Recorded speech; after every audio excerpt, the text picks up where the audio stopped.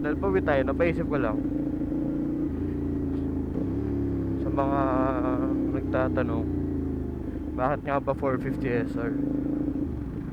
Eh, ang dami naman ibang ano, ang dami naman daw ibang brands. May Honda, may Kawasaki, ganun. May Yamaha. Usapan natin yan. Muna natin sa ano, ba't hindi Yamaha? Kasi nung nag-check ako, yung presyo ng R3, actually hindi ko alam exact price niya ngayon, pero alam ko almost same siya dito sa SR. So chinek ko, parang namamahalan ako para sa 300cc na hindi ko naman mapapasok sa expressway. Though dati pa talaga R3 na gusto ko sports bike, kasi yung pogi, tsaka syempre diba, yung mga fanboy ako eh. Yung ganda ng R3. Kaso sabi ko, yung presyo niya makakabili na ng 400cc. Doon nung time na yun, hindi ko pa alam na may may 450 SR. Lang kino-compare ko pa lang siya sa Ninja 400, CBR 500, gano'n. Ayun, dahil nabanggit ko na yung CBR, kaya di ako nag-CBR. Unang-una, ang mahal. Grabe yung presyo, 389k yata siya ngayon. Para sa 500cc, namamahalan ako. Kasi anong tawag doon, hindi siya matek eh. Like ang meron lang siya traction control, ABS, yun na yun. 500k. I-compare ko naman siya ngayon sa Ninja 400, kasi pareha sila expressway legal. Eh yung Ninja 400 mas mura, tsaka mas magaan. Ayun, isa pa yun, yung CBR 500 ang bigat. Para na ako naka 600cc dun. Parang 189 kilos yata siya. So yung weight niya parang ano no, yung weight niya parang 600cc na. Kaya nasacrifice yung ano, yung bilis ng bike, yung hatak. Mataas yung torque niya, pero yun nga, kaya siguro mataas yung torque kasi mabigat yung kaha, mabigat yung bike mismo. Nahihirapan siya. Then yun, time na nanonood ako kay Jao, napanood ko yung Ninja 400 kay Jao. Actually dapat yun na yung gusto kong bike, kasi parang may narinig ako sa video niya na parang humihina yung preno sa harap kapag umiinit. Sa Ninja, parang pinapalitan pa nila ng ano, ng brake master. Ganun. Kaya sabi ko parang okay lang naman, kasi di naman ako malala mag-driver yung mga kumakarera-karera. Then parang few months after, naglabas ang video si Jao about sa ano, sa 450 SR. So ayun, parang sabi ko, uy, ang ganda. Kaso sabi ko nga, maarte ako sa brand. Sabi ko, parang ano, China made. Mamaya sirain, kasi syempre wala pa naman akong kilalang naka 450 SR. Then na-intriga ako rin sa bike, kasi nung nag-soundcheck siya, ang ganda ng tunog. Parang di siya parallel twin. Ang ganda ng tunog ano siya, tunog V2.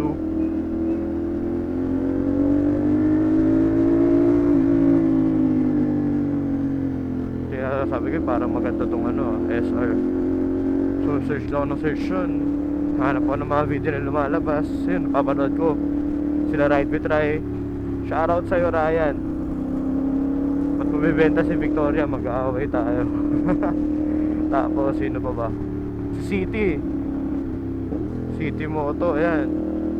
Sila Rich on two wheels. Shoutout sa inyo, mga pinapanood ko dati pa. Aracelia Rides, sila Boss Chubbs, Mitz Moto, yan. Ang dami ko nang sinautot, diba? Mga pinapanood ko yan dati. bago ako magka-SR. Kasi syempre, di na ako muna kung maganda review nila kasi mamaya di pa sira eh. Kasi itong bike, actually, ano to, grad gift to sa akin ng mother ko. Shoutout sa'yo, mother. Thank you. Eh syempre, di porket grad gift, hanap ako ng mahal, diba? So sabi ko, hanap ako ng bike na magugustuhan ko, mura, tsaka maganda. So para siguro after 6 months ata ng panonood, 6 months ata, kasi March namin to nakuha, 6 months ang panonood, nag-decide na ako, sabi ko, SR na ako. Tapos yun, punta na ako sa SR. Hindi ako nagkakamaling nag-SR ako kasi maganda yung community. Kahit pa paano pala, no, pag hindi pa ganun karami yung mga bikes na katulad, no, ang liit lang ng circle niya sa ano, sa group ng bikes, sa group ng ano, ng motor na yun. So dami makikilala.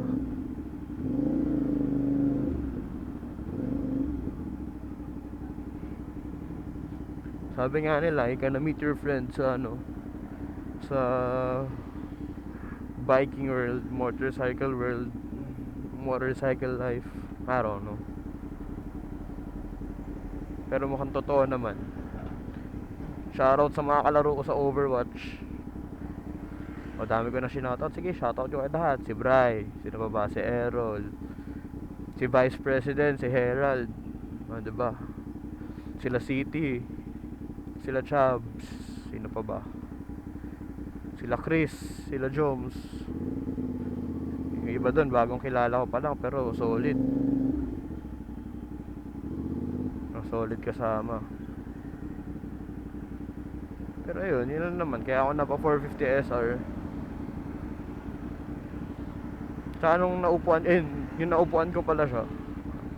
Kasi inupuan ko syempre lahat ng pinagpipilian ko. Sa kanila lahat, ito yung pinaka nagustuhan kong cockpit. Parang ito yung pinaka premium tignan na cockpit. Tsaka yung feel. Kasi nung inupuan ko yung CBR 500, parang medyo ma-plastic masyado yung ano. Ewan ko, kung ako lang, parang yung texture ng mga plastic niya parang di worth it dun sa presyo ng bike. Ganun din sa Ninja 400. Actually, mas worse yung Ninja 400. Hindi ko naman hinihate yung mga naka Ninja 400, pero based on my experience naman, parang medyo ano, medyo hindi ko trip yung quality. Tsaka yun nga, hindi ko trip yung tunog nung pagka-parallel twin niya. Kaya hindi ako nag Ninja 400. Then ito rin yung pinakamababa. Dati kasi syempre first bike ko kasi to, hindi ako naman ng small bike. So gusto ko yung abot ko yung sahig kahit pa paano, para ano, hindi ako natatakot pag traffic na tumumba. So 5'8" naman ako, kaya naman, abot ko naman yung bike. Gusto ko lang comfy ako rin sa bike na sure akong abot ko. Pero ngayon, dahil sanay-sanay na, almost 1 year na, 1 year na ako nagmumotor. Ayun, pagpalit ako kay Mona upuan na mas mataas. Gusto ko na yung ano, yung medyo tiptoe ako sa bike. Parang mas gusto ko kasi yung feel na ano, alam niyo yung parang nakaupo ka sa taas ng bike, parang mga R6 ganun, yung parang taas ng upuan mo sa baba ng clip-ons. Gusto ko yung ganung feel, parang mas kontrolado ko yung bike pag ganun kaysa yung nakaupo ka sa loob ng bike.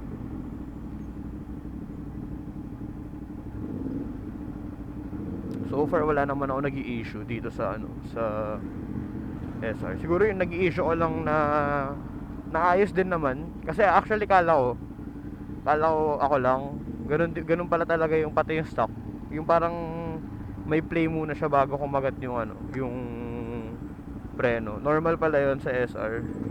Kala ko dati ano, kasi yung mga syempre tumitingin-tingin tayo ng mga mamahaling bikes, yung preno nila yan parang touchscreen. Yung onting tapik mo lang may preno. Hindi pala ganun sa SR. Well, actually mas prefer ko na to kasi mas safe para sa akin kahit may ABS yung mga yun, syempre 'di ba?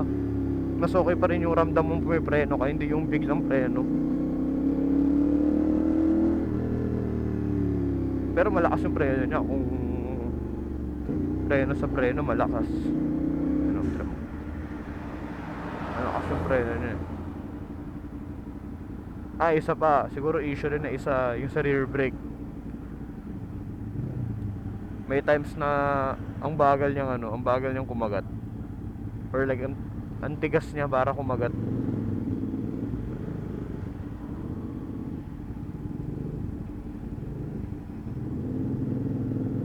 Kaya yun, pinapa-bleed lang naman. Naayos naman ang bleed. Pero iba sabi bumabalik daw kaya nagpapalit na lang sila ng ng rear brake. Pero for me minor issue lang naman yun kasi hindi naman ako pala rear brake. Nagre-rear brake lang ako nung madalas kapag ganito, slow speeds.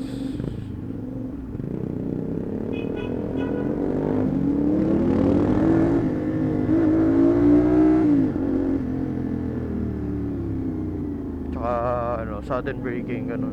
Tsaka lang ako gumagamit ng rear brake.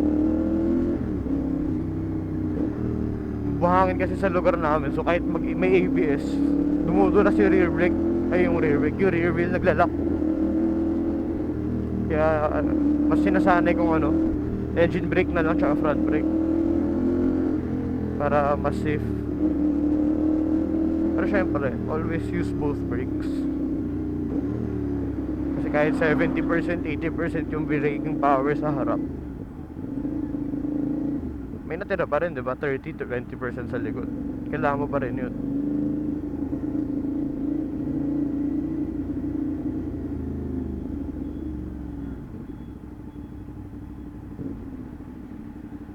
Pero yun lang.